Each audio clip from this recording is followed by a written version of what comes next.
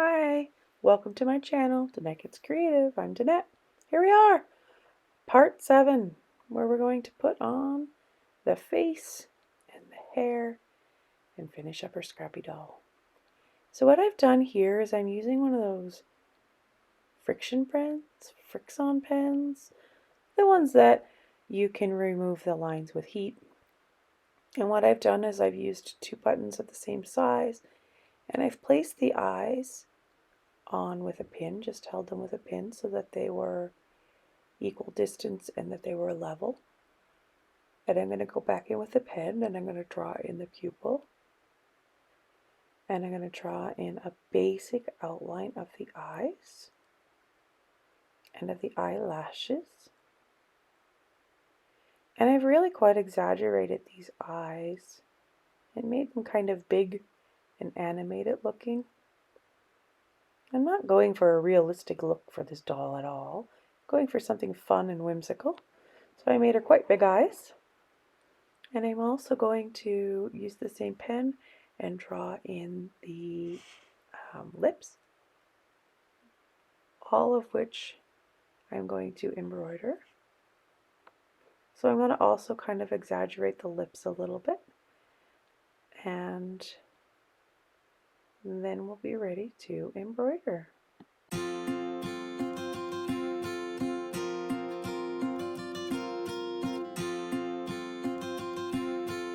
Okay, there's the face, and we are ready to go. So you can see there on the left, I've got 3 shades of blue, a dark, a medium, and a lighter version. I have black, and I have a light brown as well.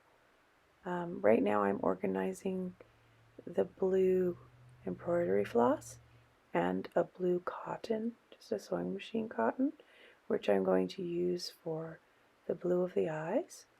But what I need to do first is I need to fill in the black, the pupil. So instead of knotting off of my embroidery floss, I have just kind of started in a little bit low below the eye and came into the pupil, hiding away that piece of embroidery floss. And I'm just using a satin stitch to fill in the pupil.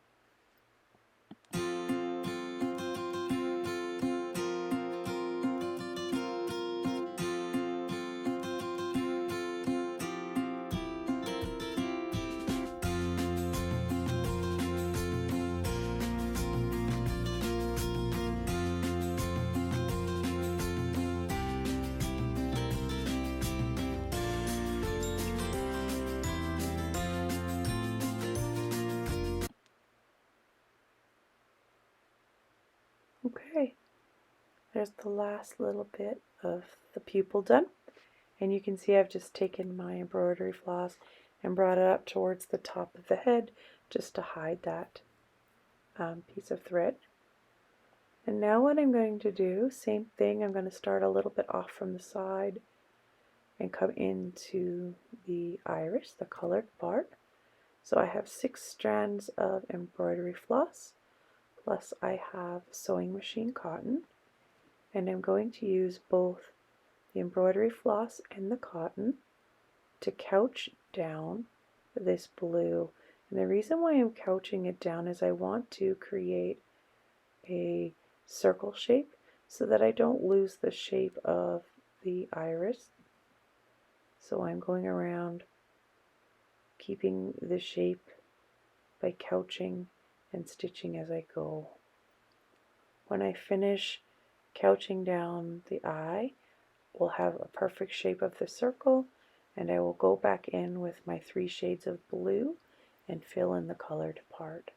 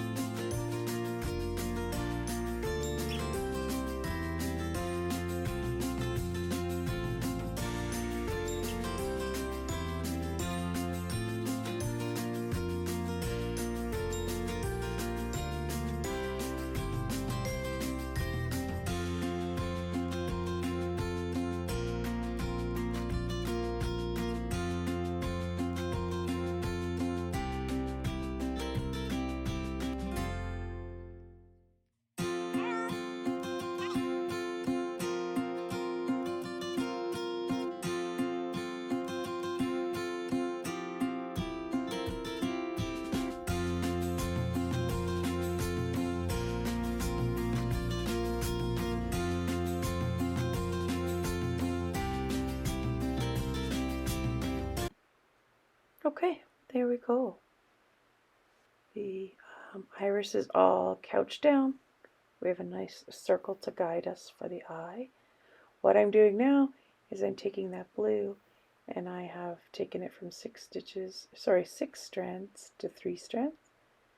I'm going back in with the same blue, again starting off from the side instead of knotting my thread, and I'm going to go around with this lighter shade of blue,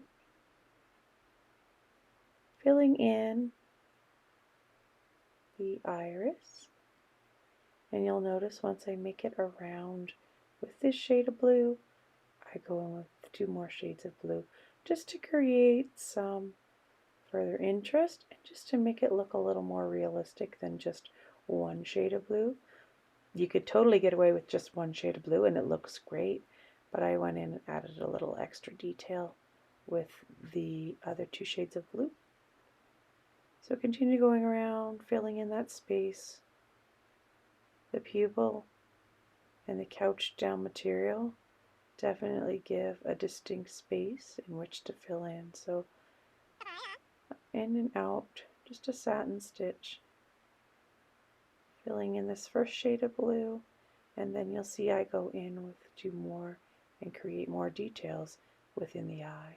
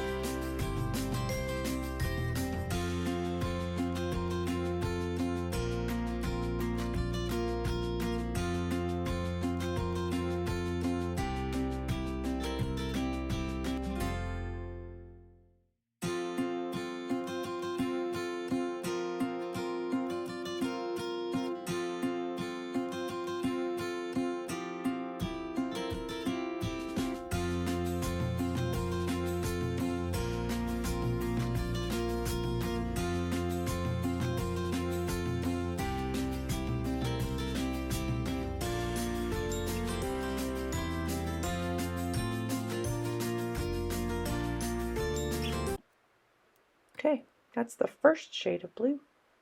Now I'm going in with the next shade, again separating my embroidery floss. And I'm not going to put near as many stitches I'm not going to put nearly as many stitches of the next 2 colors. Just a way of creating some highlight and make it look like there's some different colors within the eye. So again, just going around satin stitch, giving the eye a little more detail.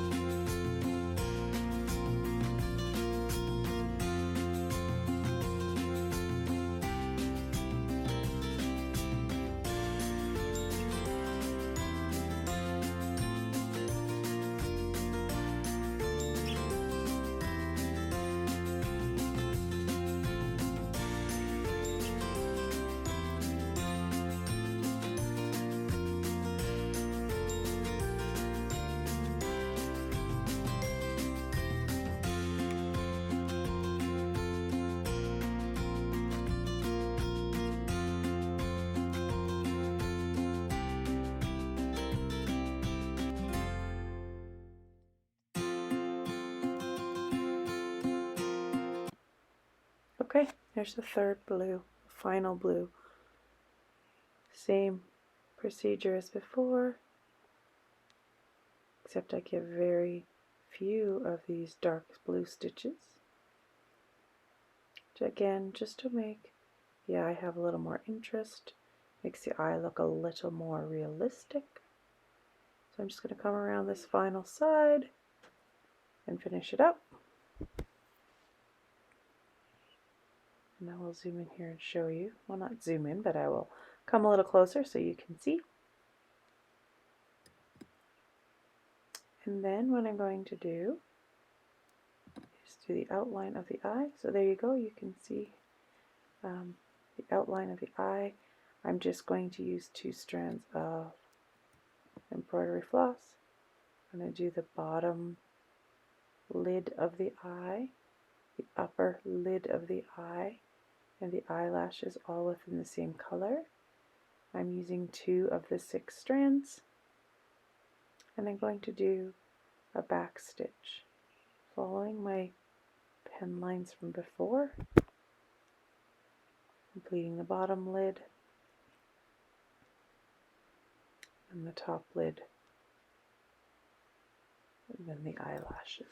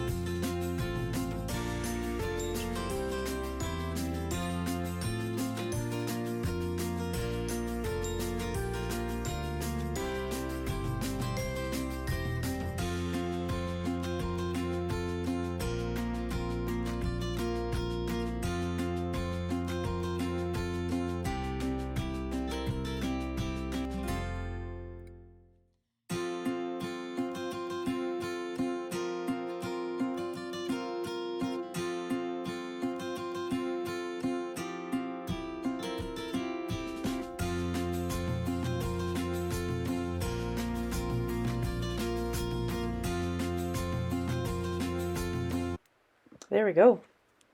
Eyelid done on bottom and top. Eyelashes done. And I'm just going to use the white just to make a simple French knot in the pupil blue area of the eye, just to give it that little highlight. 1, 2, 3, and it goes. Oh, got stuck there. Tug, tug, tug. There you go. And the white highlight in the eye just kind of brings that whole eye together. So what I have here now, after doing the second eye, is I have 3 shades of pink and a white creamy color, and I'm going to follow the exact same procedure I did with the eyes. I'm going to use the 3 shades of embroidery floss of pink, and I'm going to just use the satin stitch and complete the lips, just like I did with the blue solid color in the one I'm doing right now. And then I go in later with the 2 darker shades, the medium to dark shade, and I add the highlights. I use the light cream color to also add highlights on the lips to make them look more realistic. So again, same as I did with the eye, 3 shades of pink and a lighter color. Start it with the bottom lip, work my way to the top and back again.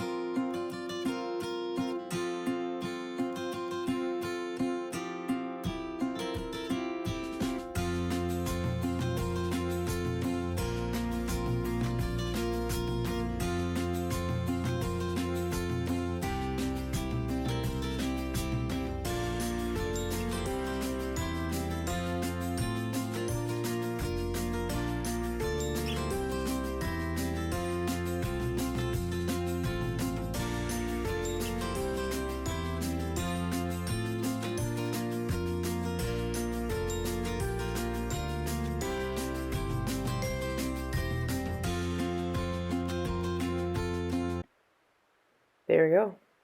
Face is done. Eyes are done. I use a little bit of old makeup. Put a tiny little bit of blush on the cheeks, which I think just brings her all that much more closer to being finished. Gives her a little more interest. I'm going to use the light shade just to stitch a very simple little nose. And then I start the hard part, which is the hair. I watched a lot of videos and I found the technique. Oh, there's my cat. And you can see the tail of my other cat there in the corner. Oh, and there she is. They decide they want to visit both at the same time, which made for a very interesting little part of my video there. So there it is, nose finished up. And as I was saying, I move into the hard part for me, which was the hair.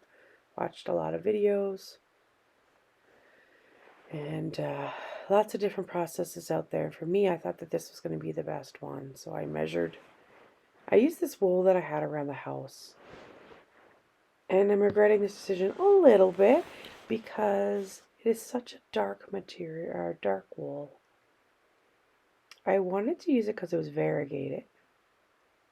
But when I'm finished the whole doll, and you'll see with the pictures at the end, that I think it is quite dark. But for the sake of having it in the house and not having to go and buy something else, I used this particular wool and I proceeded with the hair. So what I did there was I measured from the top of my doll's head till about just below the mid waist of the doll, and it measured 8 inches on mine. And what I did was, this little mat I have here is exactly 8 inches. And what I did was I took the yarn, the wool, and I wrapped it around 30 times. Anytime you see me wrapping in the video, I usually do 30. So I do 30 for the bangs as well, but the lengths are varying. So what I did was, I was right here, I was looking for a thread that matched closely to the wool that I had for the hair. I'm going to sew along the top to put all of the hair together. So you'll see right here, just gritting my cotton. This particular sewing machine cotton is actually upholstery thread. So it's a little tiny bit thicker, and I did choose that for a reason, because I felt that it would probably keep the hair together better. So you'll see I just go along the edge and I stitch all the pieces of wool together so that they are stitched together and I can take them off of this green mat. And then, oh, my cat is back. It's probably the yarn that's bringing both of them around. So I finish stitching across. I pull it off of this mat and I sew it along the seam of the head, where the front piece and the back piece of the head meet. So you see I'm coming to an end there. There's my cat again. Hi, Irma. Finish off. Knot it off. She's such a little pest. Look at her. Oh. Anyway, finishing off, knotting off the piece of thread here. And I just slip it off. And there's my first bit of hair. The whole time as I was completing the yarn hair for this doll, I really did think that I was going to leave the loops and not cut it apart. I apologize, I'm not quite in camera there for a couple little seconds, but I do realize that and I get back into the frame. But for the whole time I was creating this, I did think that I was going to leave the loops and not cut it. But as you'll see at the end, when I show you some finished pictures, I do end up cutting it. If I could do it again and go back, I would have done two things differently. I would have used a thinner wool and a lighter colored wool. I love the variegated part of this one. And I would have not cut the hair. I would have left it as loops. Those are just two things that, given the chance to go back, I would change those two things. Not to say someday when I'm sitting and I look up at this wonderful little doll and go, you know what, I'm still not happy with the hair. I could see myself being one of those people. In fact, I know I am, who could one day unstitch that hair and go back and make it with a lighter color. But as I said earlier, I really was trying to use the stash that was in my current craft room, and I went for this one. So anyway, what I do is I sew this down. And lots of people on the internet just use this one loop of hair, this one loop of yarn, and they put it in a bun, or they put it in a braid, or they put it in a ponytail, and they're happy with that.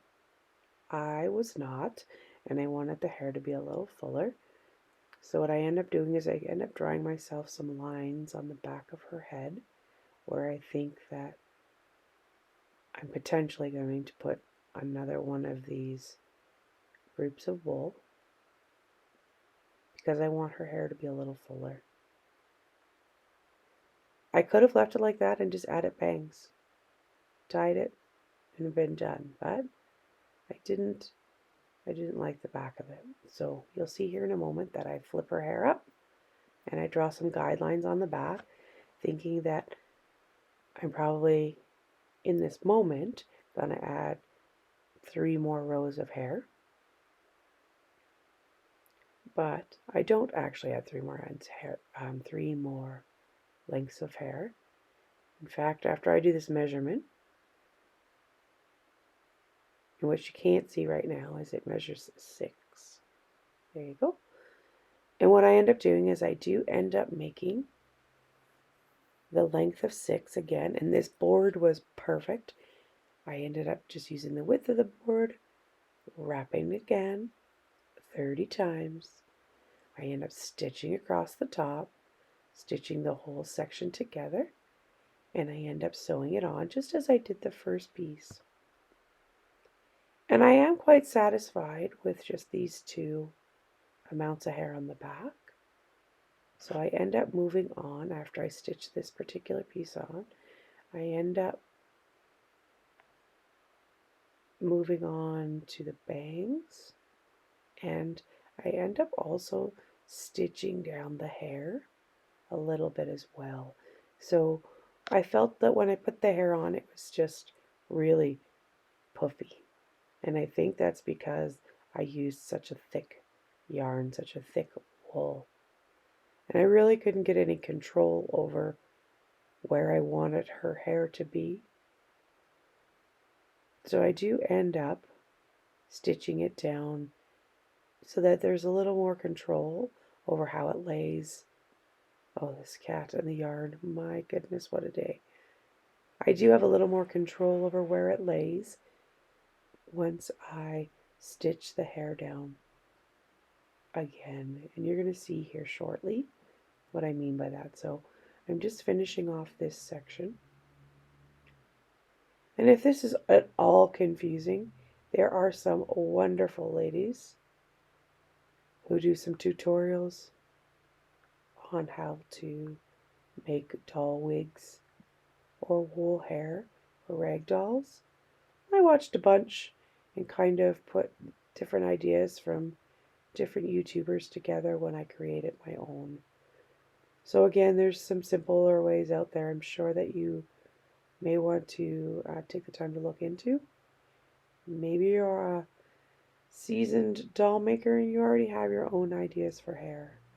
This was the first time I've ever done hair, so it was definitely a learning process for me. So there you can see I'm pretty happy with the thickness of the hair. It was just a matter of trying to figure out, I guess, how to style it. So what I end up doing is making bangs, because I knew all along she needed some bangs.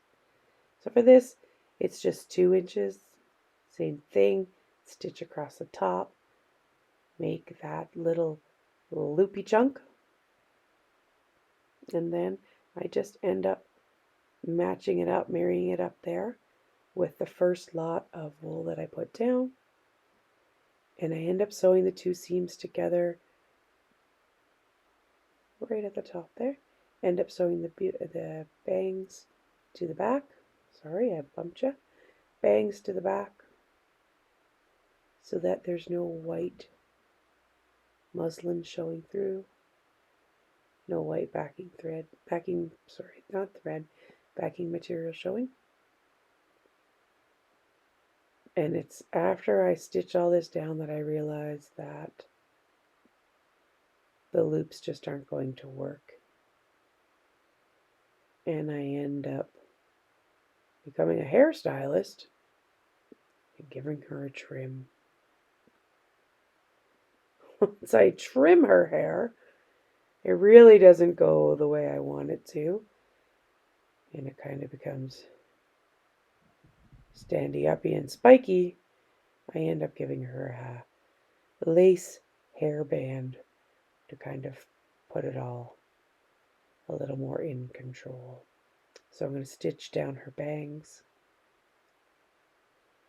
do a little hairstyling. Oh my goodness, my cat. She's rubbing against the camera. She's such a great little helper, this video. I don't know if any of you have a wonderful little assistant like my little cat here, but I'm sure some of you can appreciate how helpful they can be. Not. Anyway, see, I fuss with it and I muddle with it and I don't know what to do with it. And I got it. Here we go. No turning back once I got it.